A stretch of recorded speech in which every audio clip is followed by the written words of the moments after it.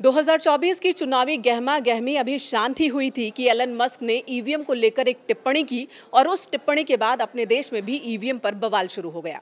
तमाम राजनीतिक दल इसके पक्ष में और इसके विपक्ष में बयानबाजी कर रहे हैं।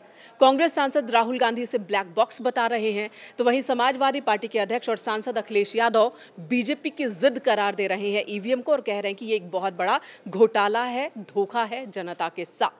तो इसी तरह से बयानबाजी चल रही है। एक पक्ष है जो ईवीएम की तरफ खड़ा है और दूसरा पक्ष ईवीएम के खिलाफ खड़ा है। लेकिन इसी बीच पूर्व प्रधानमंत्री राजीव गांधी का एक बयान वायरल हो रहा है। ये बयान है साल 1989 का। उस वक्त देश में बैलेट बॉक्स से ही चुनाव हुआ करते थे और उस वक्त बीजेपी की सीटों में अचानक उछाल देखने को मिला था। 85 सीटों पर उस लोकसभा चुनाव में बीजेपी ने जीत हासिल की थी और बीजेपी को मिली इन सीटों पर जीत का आकलन करते हुए राजीव गांधी कह रहे हैं कि आखिर इतनी बड़ी जीत बीजेपी को कैसे मिल सकती है। कहीं ना कहीं बैलेट पेपर में धांधली की गई है और बीजेपी ने ये धांधली करवाई है। तब उन्होंने और क्या क्या कहा था, सुनिए आप भी। क्या है बीजेपी के पिछले पार्लियामेंट में, लोकसभा में 86 सीट आई। उनकी 86 सीट जीतने की ताकत तो आज तक नहीं बनी। उनका वोट मुश्किल से 8% का बढ़ के 12%।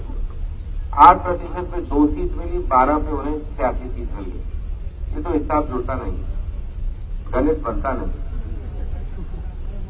तो इस हिसाब से तो कांग्रेस को 500 सीट जीतते हैं।